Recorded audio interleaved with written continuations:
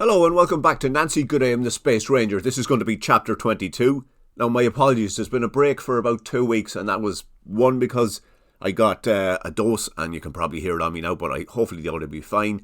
And the other reason was because, like mostly writing, it's a part-time affair, and I went and did a couple of stand-up comedy gigs which took away from the time writing. So, to make up for that, now here is chapter 22. A hen is a daw is a tree. Magic has a smell, just like a whistling spontaliger has a flavour. And just like the taste of a whistling spontaliger, the smell of magic can vary. Which means that the smell of magic is different for everyone, and makes it hard to describe. The same is true for tasting a spontaliger, because although whistling spontaligers are lovely to eat, the taste will always be a nicer version of the best thing you have ever eaten. Because the cells that bind the spontaliger meat to itself rearrange themselves according to the taste buds they come into contact with, making a whistling spontaliger the perfect meal every time. The thing with perfect meals, though, is that no two are ever the same. And just like a magician will never tell you that their magic stinks, Jupiterians that dine on spontaligers will never tell you what their spontaliger tastes like. "Lovely and minty," said Nancy. "Are you gone mad, Nancy? Since when is fillet beef minty?" "Beef, hardly. My creature tastes minty, Bart. Take a bite." Nancy leaned over and handed Bart the plucked Jupiterian creature she had bitten into. Bart took a bite from it, said, "Oh, lad, space travel must be messing with your taste buds, Nancy. That thing tastes like fried beef. Top quality fried beef." Now, just so you know, 80 metres from the shed where Bart, Nancy, and Martian waitress / astronaut Martina Ruddlesplitch and the sheriff were squatting, holding a ladder and eating, were 3 large box-shaped robots. 3 relatively self-aware robots. These robots were about the size of 2 wheelie bins stacked sideways, and were standing at the top of the bank of the stream that ran alongside Breezy McAspug's treehouse. Now, in saying that these 3 robots were relatively self-aware, it is important to point out that the relative self-awareness extended to everything involved in the transportation of dead spontaligers between the shed at the back of Breezy McAspug's attempt at a garden in the Forest of Proverbs and McAspug's warehouse in Clasmabrone, which mostly involved knowledge of the currents and prevailing weather systems in the Sea of Uncertainty, and little else. For example, there was absolutely no way one of those robots could describe the taste of spontaligers, which was probably for the best, because robots are fans of things that can be easily defined. Such is the way with robots. "A nongular comtongle if ever I tasted one," noted the sheriff as he tasted the meat. "A meal fit for someone like myself, if ever there was," he added. "There's nothing nongular about that creature," noted Martina. She had also been chewing a dead whistling spontaliger, while holding onto a ladder, inside a shed on Jupiter. European Space Agency Mission Specialist Bart McMorrow and European Space Agency Mission Specialist Nancy McGinley did not reply, mostly because they had no idea what a nongular taste implied, and took it to mean fried steak and mint respectively, and partially because they had both learned it was generally best to ignore what the sheriff did and said. "There is everything nongular about the taste of these creatures, Martina," said the sheriff. "The reason you cannot tell they are so is because you have no taste buds, which is the reason everything you serve in your canteen tastes rotten." 80 metres away, one of the 3 robots at the top of the bank of the stream did something clumsy. It extended one of its 2 metallic legs and wobbled forward.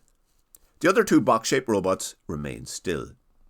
They were occupied with absorbing solar energy, and would need a full planetary cycle to store enough power to move the remaining 80 metres of their trip from the McAspug warehouse in Clasmabrone to the spontaliger storage shed at the back of the roughly cleared ground that Breezy McAspug liked to imagine was a garden.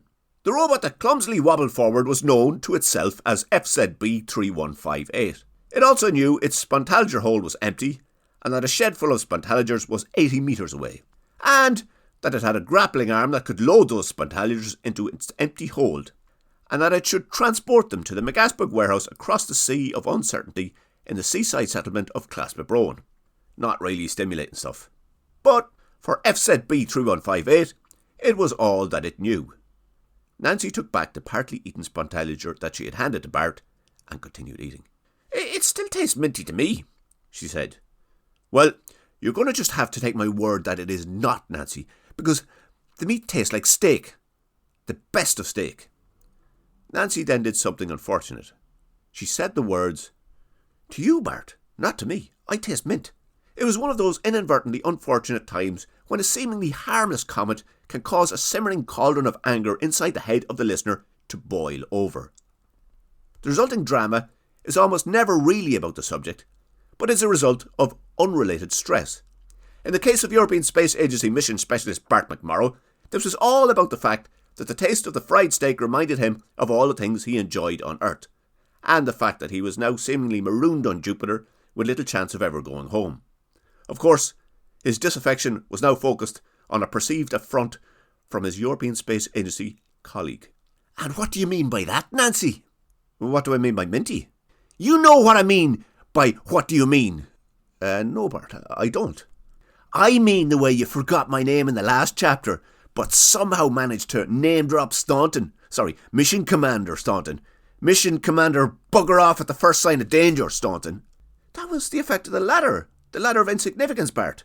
"Oh yeah, blame the ladder, that's what they all do."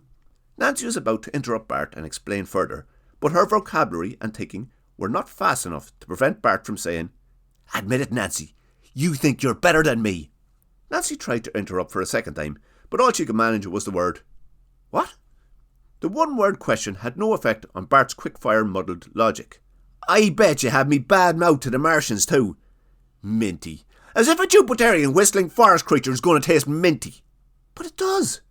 "Well, I hope you all had a good laugh. Tell the buck that these things taste minty, huh? I know what you're up to. You're making a monkey out of me." "The creature tastes nongular," noted the sheriff. Nancy made another attempt to rescue her colleague from his misdirected anger. "Bart, you're being paranoid. We've all had a long trip, and walking half the circumference of Jupiter was always going to be stressful. You need to believe me. The creature does taste minty." "Nongular," repeated the sheriff. "It's not. The taste is more tangy than that," interrupted Martina. "You've no taste bud, Martina," replied the sheriff. Clark-chunk, crunk, flump. The three noises caused Bart, Nancy, Martina and the sheriff to temporarily pause their discussion. They had been made by the robot known to itself as FZB3158, and were a result of it wobbly entering the door of the shed, with the intention of loading up on Spontaligers for a return journey to the McAsbog warehouse across the Sea of Uncertainty in Clasper-Brown. Bart, Nancy, Martina and the sheriff watched the robot. The robot ignored them. Even if it were not for the camouflaging effect of the ladder of insignificance, the robot would not have paid them any attention. They had no obvious relevance to the transportation of Spontaligers from the Forest of Proverbs to Clasper-Brown, and as such were of no interest to FZB3158. Such is the way with robots. Robot FZB3158 clattered into the end of the ladder that Bart, Nancy, Martina and the sheriff were holding. The clattering caused Robot FZB3158 to recalculate its position and attempt to avoid the mysterious but irrelevant object it had just encountered. This caused Bart to say, "Those robot things are as clumsy as you can get. Jupiterian engineers must be useless." And the sheriff to disagree by saying, "Those Jupiterians are good engineers. The spacecraft have conquered most of the solar system, except Mars, and wherever you and Nancy are from." Before Nancy could say the word Earth, Robot FZB3158 had recalculated its trajectory, allowing it to take a wobbly sidestep with two round metal legs, and extended its grappling arm to load its storage hold with Spontaligers. It did so rapidly. Bart, Nancy, Martina and the sheriff shuffled and ducked out of the way of the busy grappling arm. "That thing's a liability," said Bart. Robot FZB3158 measured, logged and classified the noise it detected, and determined the noise to be irrelevant. Robot FZB3158 continued with its task. Such is the way with robots. "We should step out of the shed till that thing's finished," said Nancy. Nancy's seemingly harmless and well-intentioned comment reminded Bart that he was boiling with anger, and inspired him to continue his misdirected ranting. "Don't try and change the subject, Nancy. You've never really liked me, have you? I hope you all had a good laugh. Hey, let's pretend these things are minty. I bet it's great fun making a fool out of McMorrow." The grappling arm of robot FZB3158 picked up speed as it frantically gathered Spontalogers. Nancy is right. That arm is moving very quickly. It's only a matter of time before one of us has her pendular splink poked out, noted the sheriff. Shut your face, you! I'm talking to Nancy, replied Bart. And you can't go blaming the ladder for that minty prank, Nancy. Ha ha, very funny. Well, bollocks to the lot of ye. The sheriff was unsure what bollocks to the lot of ye meant, but took it for an insult. You watch your mouth, Arthur, unless you want to feel some Martian pain, said the sheriff. Oh, you don't want that, said Martina, who had crouched into a corner to avoid the flailing arm of the fully occupied with Spontaloger loading FZB3158, which meant the ladder of insignificance was now angled diagonally across the shed, and that entanglement with the grappling arm of robot FZB3158 was a sure and certain inevitability. Ha ha ha, very funny. Look at Bart. Let's get him to say, Funks or whatever, the Spontalogers, offered Martina. Spontalogers, continued Bart. Taste minty. That'll make a right monkey out of him. Well, you can shove your Spontalogers and your ladder up your holes, because I'm off. Bart, take a deep breath. The stress of the last few days has got you, advised Nancy. Oh yeah, has it? Has it really? Well, how about this for stress? I'm off and I'm taking the ladder with me. Taking the ladder with me involved Bart grabbing it with both hands, yanking it violently out of the hands of Nancy, Martina and the sheriff, and making for the open door of the shed. What happened next happened quickly. The grappling arm of robot FZB3158 managed to extend itself into and through the space between the third and fourth rungs of the ladder.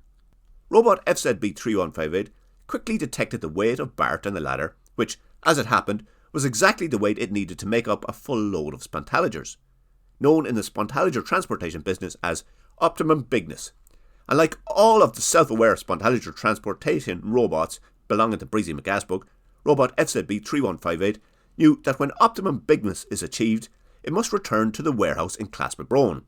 So, robot FZB3158 attempted to fully close its cargo hold, managed to partly close it, and exited the shed with half a load of Spontalogers, a ladder, and European Space Agency mission specialist Bart McMorrow. Robot FZB3158 knew only one thing about the tangled mess of grappling arm, ladder, dead Spontaloger, and paranoid human now perched above its cargo hold. And that was that even with a partly closed cargo hold, it would still be possible to successfully return to the warehouse in Claspabrone and complete its task. And completing its task was all robot FZB3158 wanted from life, such is the way with robots. Martina stood up from the corner of the shed she had been crouching in and asked, "What just happened?" Herself, Nancy, and the sheriff's sudden and rapidly broken grip on the ladder of insignificance rendered the ladder and the still attached European Space Agency mission specialist Bart McMorrow invisible to their minds and thoughts. From Martina's and Nancy and the sheriff's perspective, they were now simply squatting in the shed eating Spontalogers with the naked dead body of Nadie McGasbug in the middle of the floor and a half-filled Spontaloger transportation robot wobbling away clumsily, which, on any other day, might have been remarkable. The fact that Bart had his middle finger stuck up and facing them, on the other hand on the ladder from on top of the robot, was simply an event they did not register, and ignored. I'm not sure what happened there, said Nancy. It's as if we suddenly lost a good friend, but I don't know. Maybe these Spontalogers can cause hallucinations, like the halubelberries. Like what? Asked Martina. The things Nancy and Bip the Jupiterian stupidly ate, said Sheriff. And no, Nancy, the Spontalogers are not like halubelberries, the ones in chapter 14, because none of us has been sick, although yes, you are right, we have lost something, and that something is the ladder of insignificance. I just don't know about that, Sheriff. I just found out the ladder existed this afternoon. Why would I feel like I've just lost a friend? Asked Nancy. Nancy is right, Sheriff, agreed Martina. The clue is in the name, the ladder of insignificance. The fact that it's gone missing shouldn't cost us a thought. You are both wrong. We were searching for it to rescue those 3 Jupiterian idiots, so they can help us fetch Bunnedon Flint from out of Sosman Borkstapel's captivity, or at least help us get a good look at how the great man lives, which I imagine is something to behold. Now, just for the record, the trip to Claspabrone from the Forest of Proverbs is generally long and boring, which is fine if you're a robot, but less so if you're human, which should have mattered to European Space Agency mission specialist Bart McMorrow. But consumed as he was by a perceived slight, and tired as he was from months of space exploration, and distracted as he was with the taste of whistling Spontalogers, boredom was not the foremost thing in his mind, nor was where his impromptu robot-straddling journey was going to end, Bart barely looked back as Robot FZB3158 retraced its wobbly steps across Breezy McAsbrook's sorry excuse for a garden and into the stream. He only gave a slight glance towards the shed containing Nancy, Martina and the sheriff as the foot of Robot's FZB3158's propeller replaced the clomp, clomp, clomp of its wobbly footsteps. The three of them are a bunch of wankers, he thought as Robot FZB3158 began pootling its way downstream towards the Sea of Uncertainty. Bart thought it briefly strange that neither Nancy nor Martina nor the sheriff gave him the finger back as he floated away, and even more briefly wondered why his colleague of many years did not even yell a goodbye for old time's sake. Then he remembered the fact that he was still in contact with the ladder of insignificance, which caused him to move it to one side and settle in for another tasty beefsteak flavoured Spontalager. And, just like that, he was gone. "We just have to rescue Bip, Murkin or Mjokta without a ladder," said Nancy. "Impossible," noted the sheriff. "For I am the strongest, fastest, most intelligent and best of us, and the wizard gained the upper hand on me in combat. You two don't have a hope. No, we're done for. We just have to try and make it to Sosman City on our own." "Hobble a Graniker," reminded Martina. "And there's always the theory of the Nogglebon." "What?" asked Nancy. "The theory of the Nogglebon. How can you not know about it, Nancy?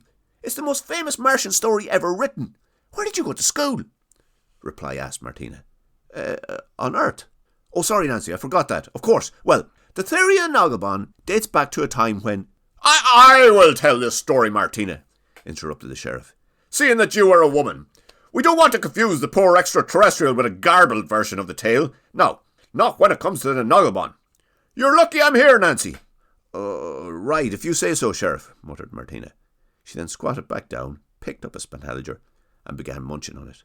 "Now, Nancy, the Nogglebon reminds me of me, from what I know of me, and of the Nogglebon, for it was truly wise and strong, and it lived in a time when Martians only grew to half their current size, which meant there was a lot more room, probably twice as much room." Nancy looked to Martina. She gave a sort of help look. Martina just nodded, rolled her eyes, and went back to eating. "Of course, that was long ago, very long ago, before written records, or oral records. Oh wait, it must have been around the time of oral records. Anyway, an evil wizard called Scumbadalostium controlled the planet, and made everyone and everything do his bidding, and his bidding was nothing in particular, but he was particular about it, and insisted it be followed to the word." Nancy's thoughts drifted away from the sheriff's garbled storytelling, and the minty Spontalagers, and the missing ladder of insignificance, and her situation in the shed at the back of a roughly cleared garden in the Forest of Proverbs on the planet of Jupiter. They drifted backwards in time and settled on loss. She knew she had lost something valuable in her immediate past, but could not remember what. Her heart told her it was a friend, but there was more. A lifetime of memories, more valuable things. Things that were more important than space exploration, or demented wizards, or garbled Martian legends.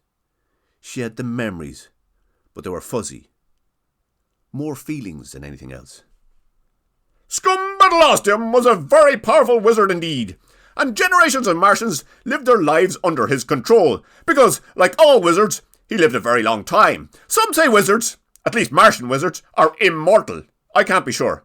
And anyways, it'd be a hard thing to prove, but..."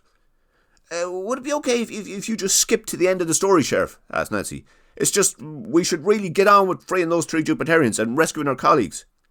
"Ah, Nancy, it is easy knowing that you are an extraterrestrial and a woman, because both those things combined make it difficult for you to see that my telling of the theory of the Nogglebon is the one thing that could enable us to rescue those three Jupiterians. Well, the ladder of insignificance might have worked. So too would have an armed spacecraft, or the wizard developing galloping foot rot and dying, assuming he's not immortal, which is possible." Fine, Sheriff, but could you hurry it up a bit?" "I could," nodded the Sheriff. "but I won't." Nancy looked out the open door of the shed. The sun was high in the sky, and the sky was clear and blue. The purple vegetation moved in a light breeze. Nancy looked at the Spontalagers on the shelves beside her. She picked up another one and bit into it, and was rewarded with a refreshing minty aftertaste. "And the reason I won't hurry the telling of the myth of the Nogglebon is because it is best to tell stories properly, And that means including all the details, like the fact that the Wizard Scumbottle Astium held a firm belief that every sporting game should end in a draw. This became an endless source of frustration for Nangleball fans throughout the length and breadth of Mars. So much so that the half-sized Martians living back then, which incidentally were called Bo-Dangalodians, had very little to entertain them and resolved to do something about Scumbottle Ostium. So they stopped believing in him. The sheriff then nodded his head sagely and walked out of the shed. Follow me, for all we need to do is walk back to those Jupiterians and set them free. And if the Wizard Oberon tries to stop us, we will ignore him like the Bo-Dangalodians ignored the Wizard Scumbottle Ostium, he said. Remember, a brave Martian knows what he is doing is stupid and pointless, but does it anyway. The same is probably true for wherever you came from, Nancy. Nancy looked to Martina. Is that the end of the story? He never even mentioned, the Nogglebon. Yeah, that's the story, replied Martina. Well, sort of. He didn't mention the Nogglebon by name, but you know how the sheriff is, and... Martina stood up and walked to the door of the shed, checking if the sheriff was out of earshot. Well, she continued, sure, he had the theory of the Nogglebon sort of right, even though he didn't mention it. You know, the whole thing, if you stop believing in magic, it stops existing thing. Right, said Nancy. So why is it called the Nogglebon theory? Oh, that name came from the Nogglebon Aeropulation, the one that wiped up the Bo-Dangalodians. Like I said, the sheriff is terrible at remembering details. We should follow him, though. He talks to the gut. And so it was for the late afternoon on the third day of the first human crewed mission to another planet. An optimally weighted but less than optimally loaded Spontalager transportation robot en route to Calasper, an insignificant ladder and European Space Agency mission specialist Bart McMurrow on top of the less than optimally loaded Spontalager transportation robot, a sheriff with a plan so bad it was close to having no plan at all, mission specialist Nancy McGinley, a Martian waitress / astronaut named Martina Ruddlesplitz, and 3 Jupiterians all in need of rescue from a wizard spell with a distinctive smell in the Forest of Proverbs on Jupiter. Alright, as always, thank you if you listen to that. I don't know how many are hanging on to this story, but I appreciate it if you are. And there'll be another blast next week, and the breaks won't be as long from now on. That's the sickness over, touch wood, for the winter. So again, thank you for listening. Chat to you next week.